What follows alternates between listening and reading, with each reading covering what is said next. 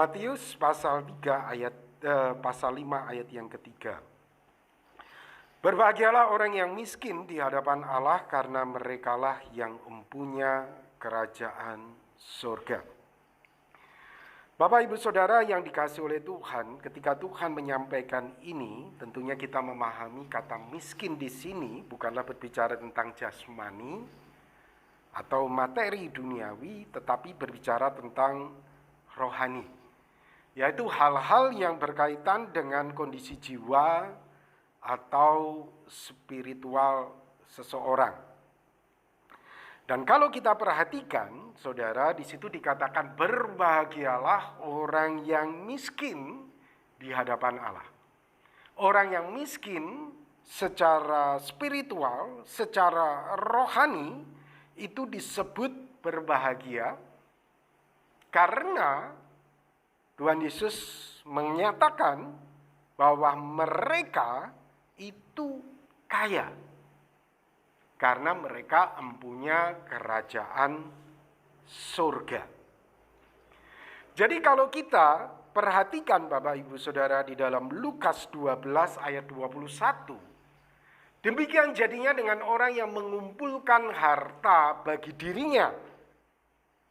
Mengumpulkan harta secara jasmani bagi dirinya, jika ia tidak kaya di hadapan Allah. Saudara, dari pernyataan ini kita bisa belajar menjadi penting untuk kita menjadi kaya di hadapan Allah. Nah, kembali ke perkataan Tuhan Yesus tadi, bagaimana kita bisa menjadi kaya di hadapan Allah? Tuhan Yesus menyatakan bahwa orang yang kaya secara rohani itu harus menjadi miskin. Tentunya di sini berbicara tentang miskin kondisi jiwa, miskin secara spiritual, ya. Nah, sekarang menjadi pertanyaan bagi kita. Bagaimana saya menjadi miskin spiritual sehingga menjadi kaya di hadapan Tuhan? Untuk masuk di dalam jawaban ini, kita perlu tahu apa itu miskin spiritual, Bapak Ibu Saudara. Nah, untuk memahami makna dari miskin spiritual ini, kita perlu tahu latar belakang bahasa yang dipakai oleh orang-orang Yahudi pada waktu itu. Ketika Tuhan Yesus mengutip bagian ini, berbahagialah orang yang miskin di hadapan Allah, tentunya itu tidak lari dari konteks bahasa yang memang dimiliki oleh orang-orang Yahudi, yaitu bahasa Ibrani. Saudara, tentunya kita teringat dengan nubuatan yang disampaikan oleh Yesaya tentang Tuhan Yesus. Kurang lebih 600 tahun sebelum Yesus hadir. Di situ Yesaya pernah berbicara di dalam Yesaya 61 ayat yang pertama.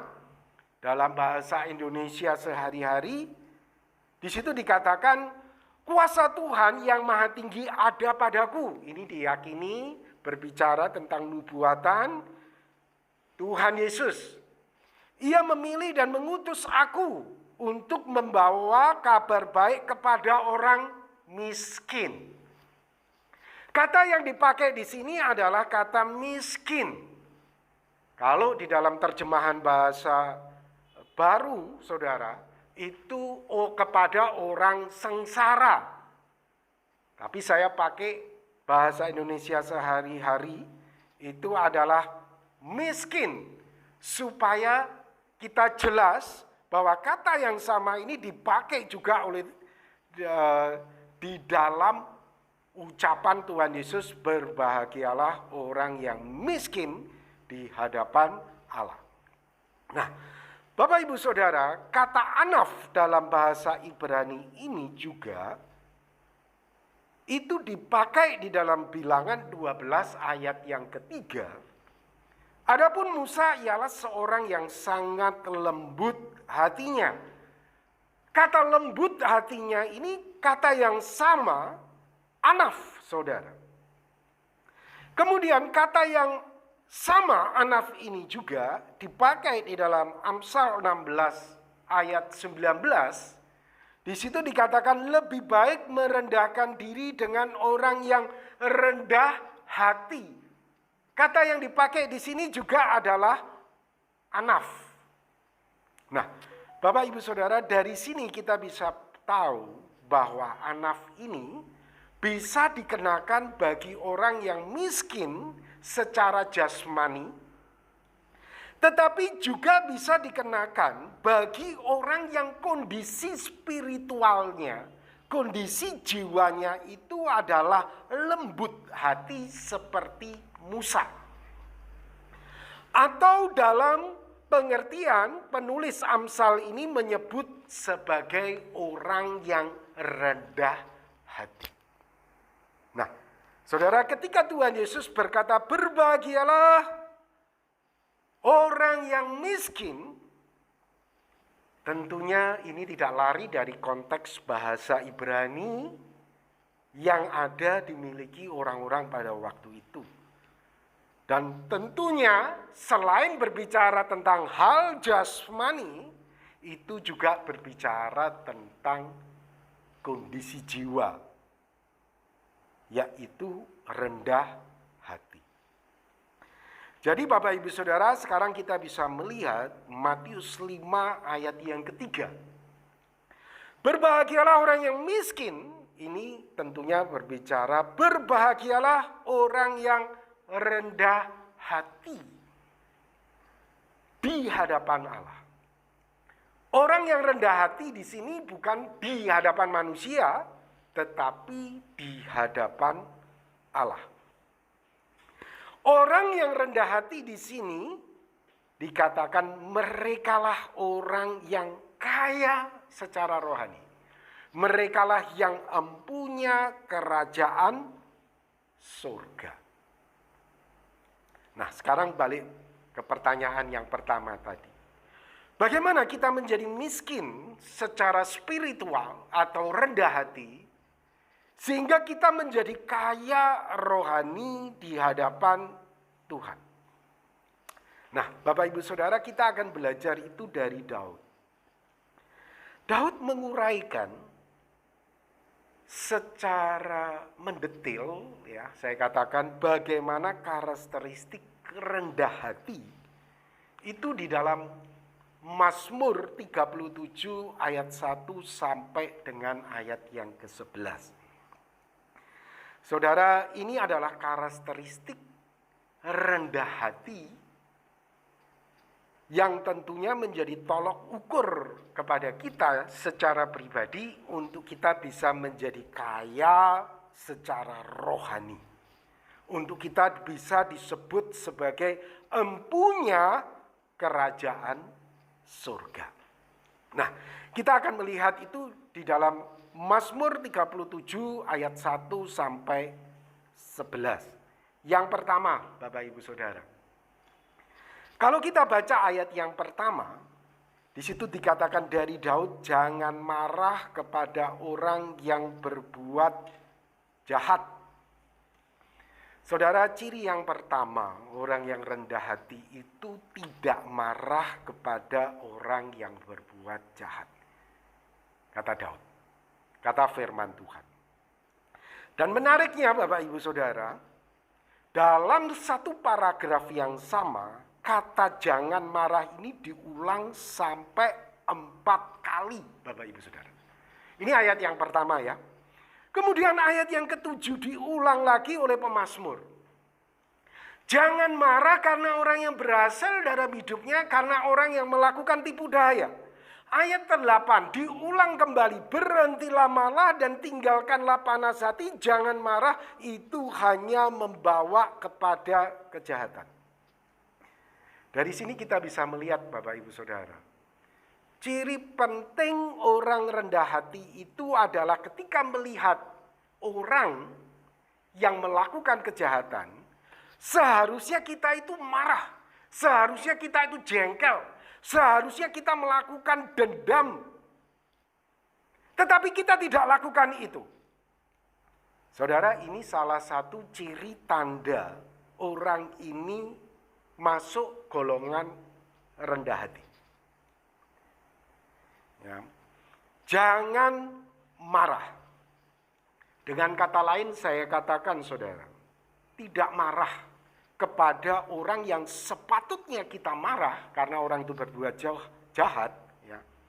Itu tidak marah identik dengan sikap hati yang mengampuni.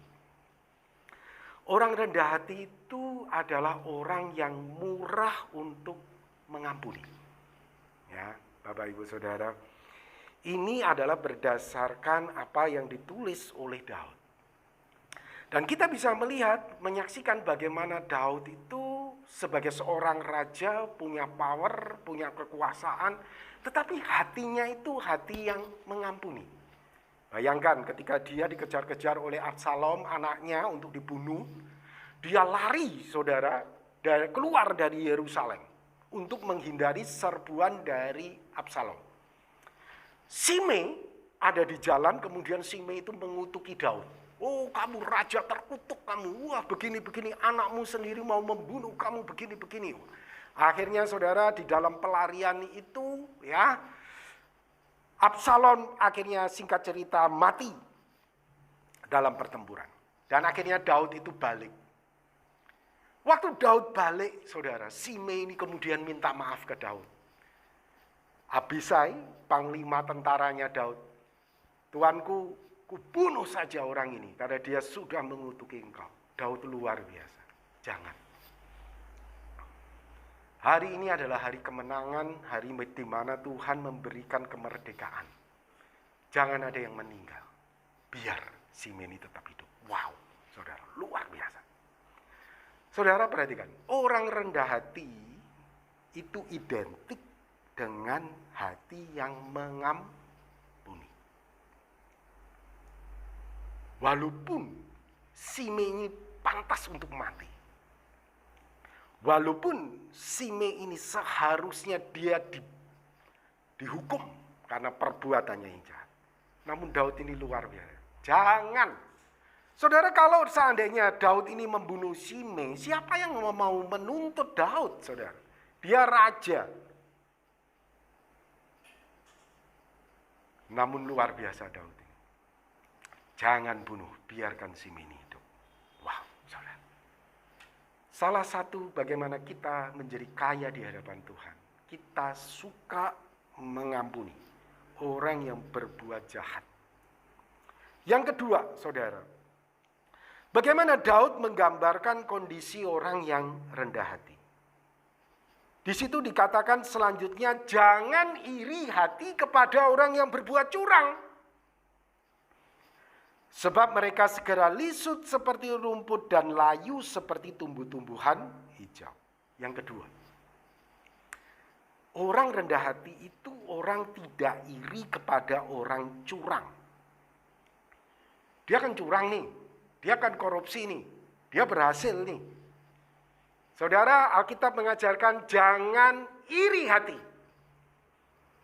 Karena kalau kita baca di dalam Amsal 3 ayat 31, saudara. Di situ dikatakan jangan iri terhadap orang yang menggunakan kekerasan, jangan meniru tingkah laku mereka. Dari nats ini kita bisa belajar, saudara. Iri hati itu identik dengan kecenderungan meniru perilaku orang lain. Ketika kamu iri kepada orang yang korupsi dan dia jadi sukses karena korupsi, itu akan membawa kamu meniru perilaku yang sama, korupsi juga. Kamu menjadi koruptor juga. Saudara, ciri yang kedua orang yang rendah hati adalah tidak iri terhadap orang yang curang. Biar dia curang, biar dia korupsi, dia jadi berhasil, kita tidak iri, ya. Karena Alkitab jelas mengatakan sebab mereka segera lisut seperti rumput dan layu seperti tumbuh-tumbuhan hijau.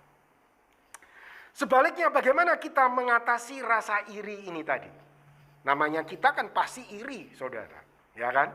Namanya kita itu juga mau meniru kecenderungan untuk melakukan perbuatan jahat seperti orang lain supaya berhasil, supaya sukses, supaya kita dapat untung. Nah, menariknya Daud kemudian melanjutkan pada ayat yang ketiga. Daud berkata apa? Kamu iri nih. Percaya kepada Tuhan. Bukan percaya bagaimana kamu meniru perilaku orang lain untuk kamu bisa menjadi berhasil dan sukses. Percaya kepada Tuhan yang kasih berkat. Percaya kepada Tuhan yang memberikan keadilan pada waktunya. Percaya kepada Tuhan. Saudara, ciri orang yang rendah hati yang ketiga adalah percaya di tengah-tengah situasi yang tidak menyenangkan, percaya di tengah-tengah situasi yang tidak menguntungkan. Kemudian Daud ulangi kembali pada paragraf yang sama, saudara, pada ayat yang kelima. Serahkanlah hidupmu kepada Tuhan, percayalah kepadanya, dan ia akan bertindak. Nah, di sini kita bisa belajar, saudara, percaya kepada Tuhan itu identik dengan sikap berserah. Ya, identik dengan sikap berserah. Kamu percaya nih kepada Tuhan, itu berarti kamu berserah kepada Tuhan. Satu hari, saudara, saya pernah menguji seorang anak remaja ya, tentang kepercayaannya kepada saya. Saya menguji di depan mimbar sementara setelah saya khotbah begitu. Saya minta dia maju ke depan, kemudian saya minta dia membelakangi saya, kemudian saya berkata kepada anak remaja itu, sekarang rebahkanlah dirimu. Saudara, selama beberapa waktu saya praktekkan, rata-rata anak remaja yang mempraktekkan itu seperti ini, saudara. Rebahkan, saya kan ada di belakang. Saya berkata, rebahkanlah dirimu. Rata-rata mereka kakinya begini, saudara. Nah, gitu. Rata-rata. Berarti apa? Remaja itu tidak percaya sama saya, saudara. Dia tidak berserah. Tapi satu hari saya terkejut, saudara.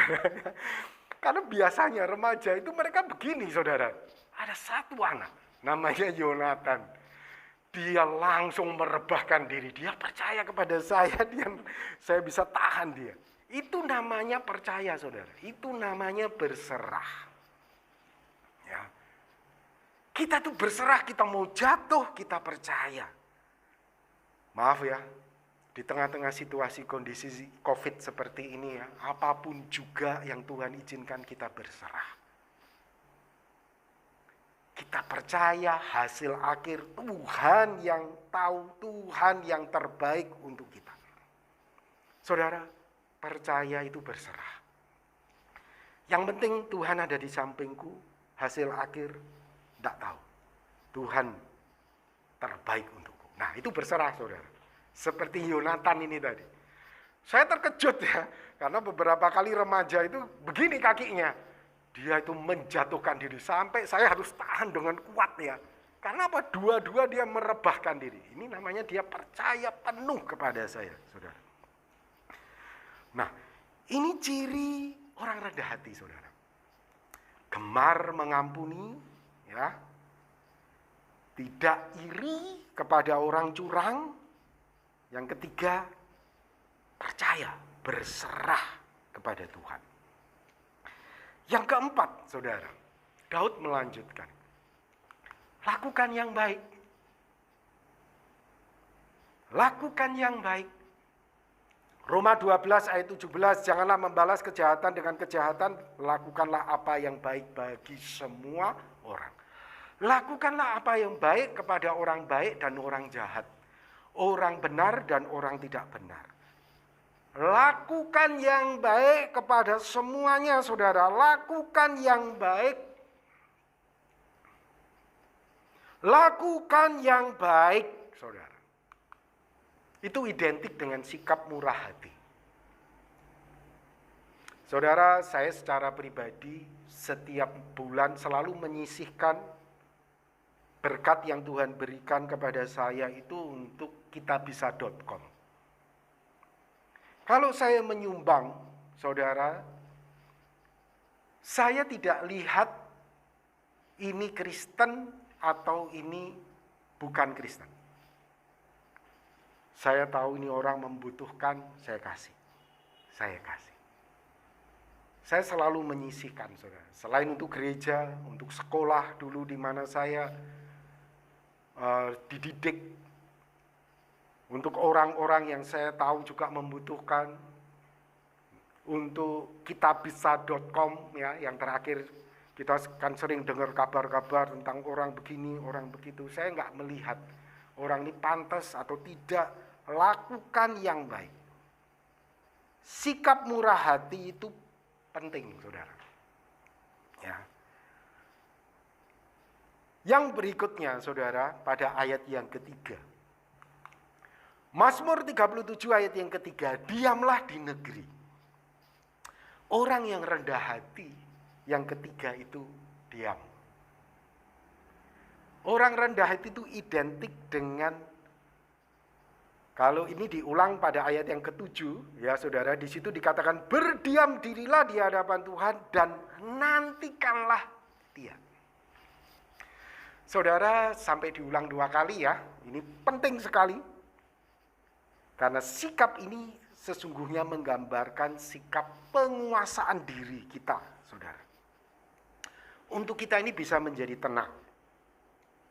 1 Petrus 4 ayat yang ketujuh. Karena itu kuasailah dirimu dan jadilah tenang supaya kamu dapat berdoa. Saudara, saya katakan bertindak diam itu identik dengan sikap penguasaan diri untuk kita menjadi tenang, menantikan pertolongan Tuhan. Saudara, ini semua adalah karakter, sifat-sifat dari orang yang rendah hati. Yang berikutnya lagi, saudara. Daud melanjutkan berlaku setia. Lukas 16 ayat yang ke-10, barang siapa setia dalam perkara-perkara kecil, ia setia juga dalam perkara-perkara besar. Dan barang siapa tidak benar dalam perkara-perkara kecil, ia tidak benar juga dalam perkara-perkara besar. Saudara setia, walaupun tidak ada yang memuji, setia walaupun nampaknya tidak ada hasil, setia walaupun saudara nampaknya kok tidak ada penghargaan. Kita setia. Dan kemudian pemazmur melanjutkan, saudara, pada ayat yang keempat. Dan bergembiralah karena Tuhan, maka Ia akan memberikan kepadamu apa yang diinginkan hatimu. Orang yang rendah hati itu, saudara, mampu untuk mengucap syukur dalam segala keadaan. Dalam segala hal mampu untuk mengucap syukur. Ketika berkatnya banyak, bersyukur. Ketika berkatnya biasa-biasa saja, mampu untuk mengucap syukur.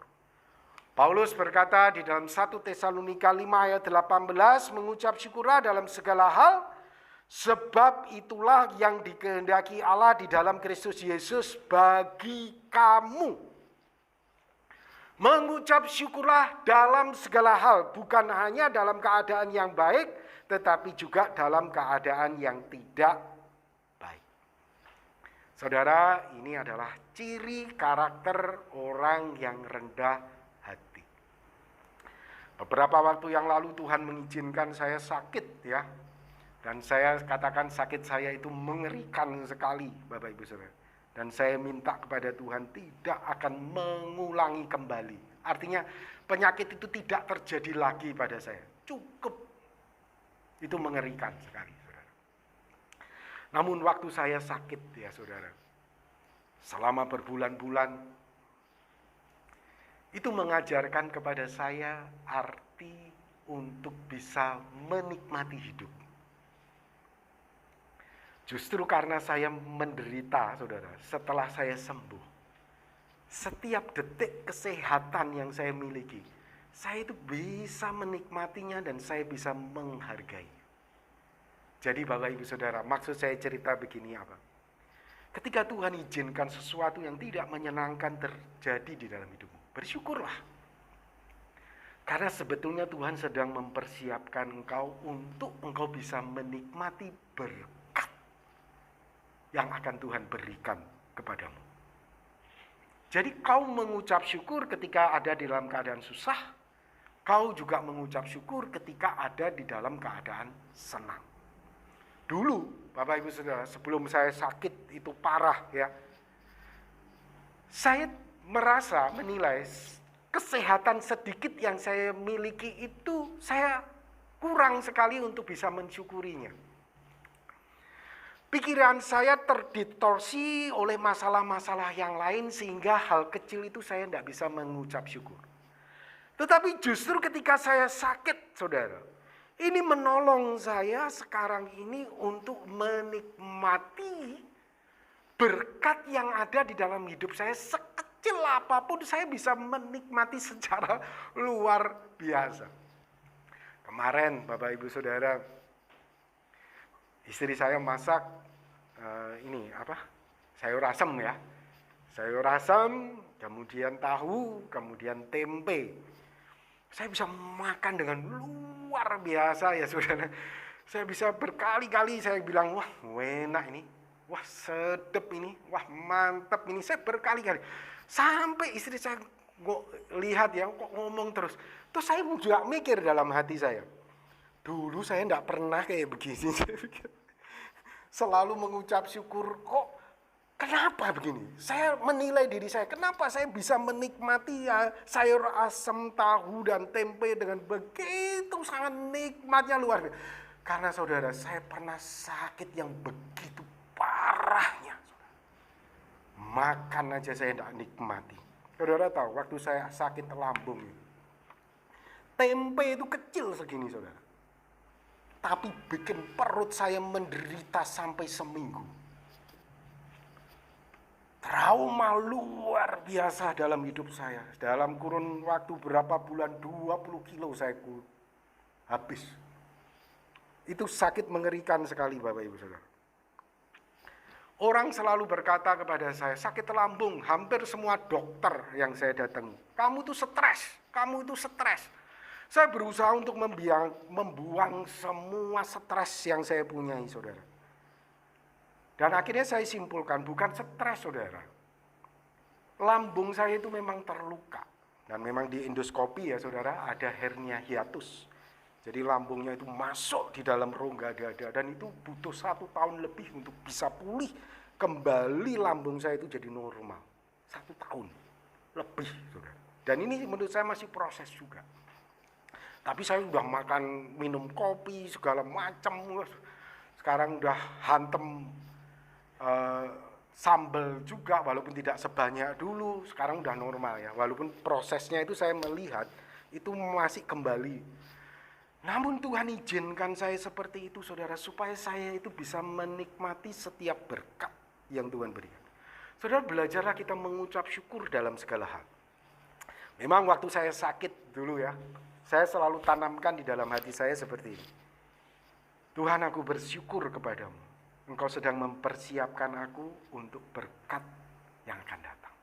Itu yang saya selalu tanamkan. Di tengah-tengah saya putus asa, ya, tidak ada harapan bagi saya, saudara.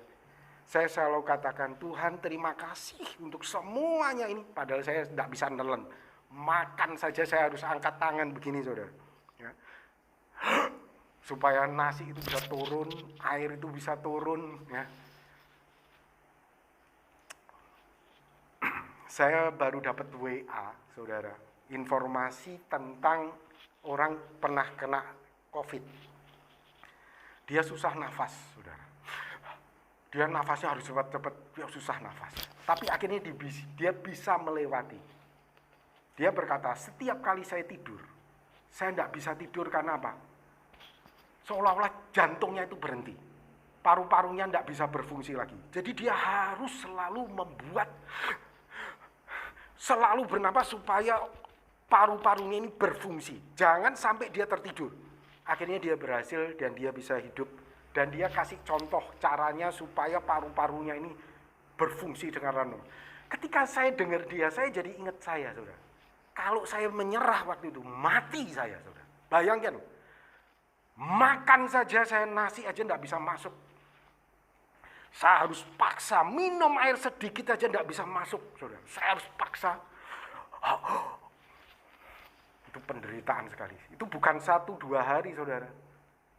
Bisa 1 bulan lebih. Pakai tenaga itu nasi supaya masuk.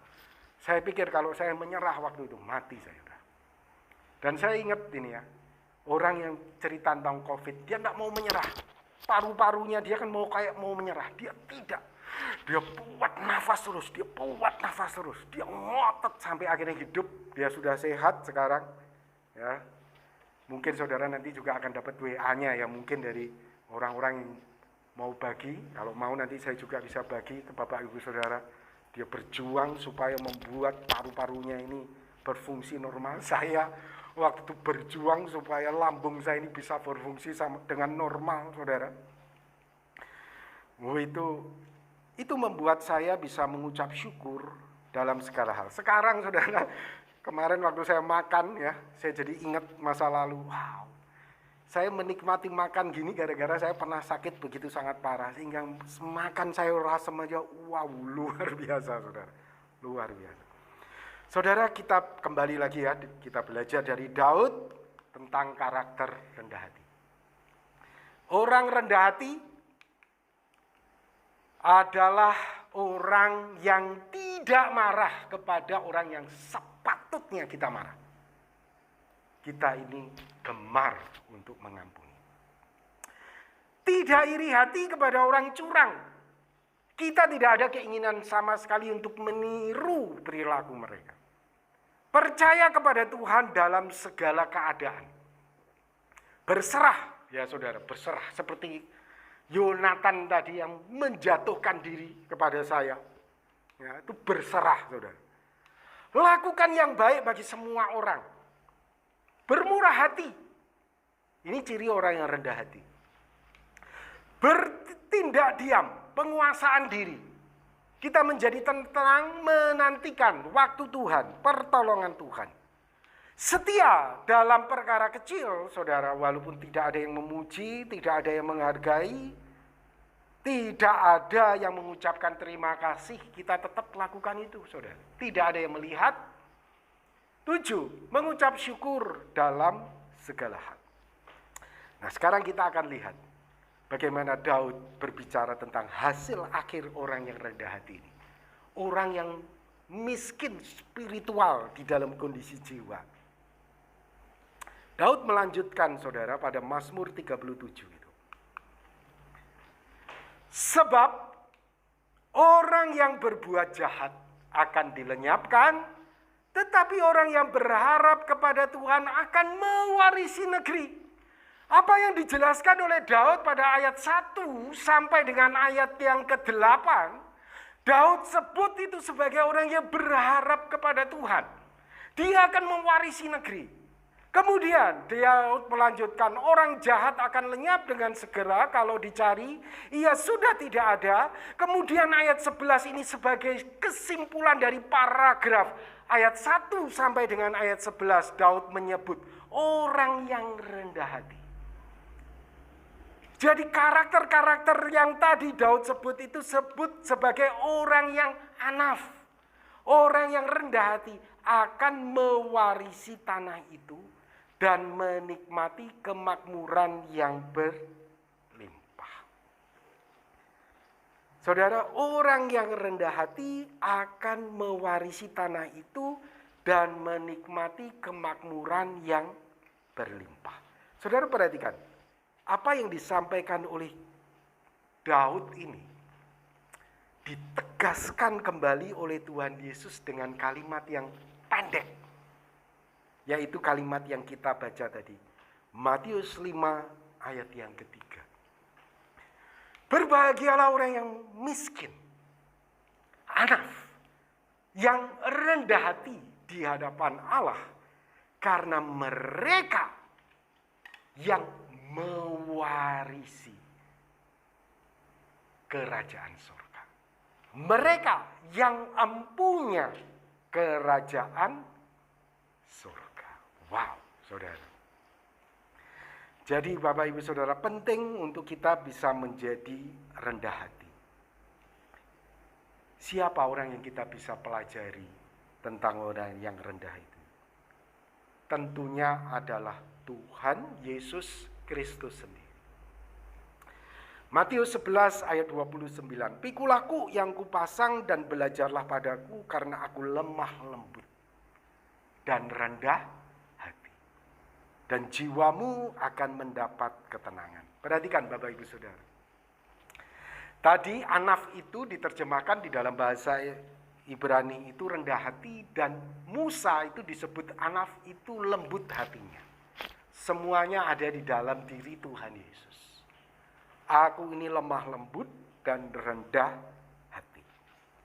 Dan kita melihat saudara contoh bagaimana Tuhan Yesus menghadapi orang-orang yang seharusnya dia marah kepada mereka, tetapi Yesus mampu menunjukkan kasih, mengampuni kepada mereka. Petrus tentunya menyaksikan secara langsung perilaku Tuhan Yesus tersebut, dan kemudian Petrus mencatatnya di dalam suratnya. Di dalam 1 Petrus 2 ayat 23, Petrus berkata, ketika ia dicaci maki Yesus, ia tidak membalas dengan mencaci maki. Wow, betapa lembutnya dia ya saudara. Ketika ia menderita, ia tidak mengancam. Wow saudara, ia mampu untuk mengampuni saudara. Tetapi ia menyerahkan kepada dia. Dia berserah. Yang menghakimi dengan adil. Saudara, semua karakter ini ya saudara ada di dalam pribadi Tuhan Yesus Kristus. Dan dialah orang yang sepatutnya untuk kita teladani.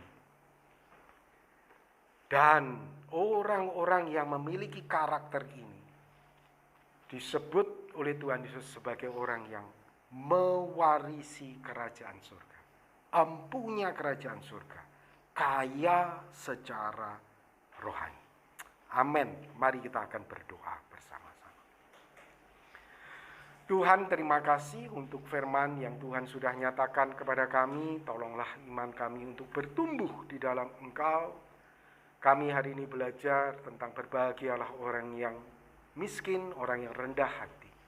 Tolonglah kami ya Tuhan untuk menjadi orang yang rendah hati di hadapan-Mu. Hidup kami memuliakan Engkau, hidup kami mengagungkan Engkau. Tolonglah kami ya Tuhan. Berkati jemaat-Mu supaya jemaat-Mu iman mereka bertumbuh di hadapan-Mu. Terima kasih ya Tuhan untuk firman-Mu.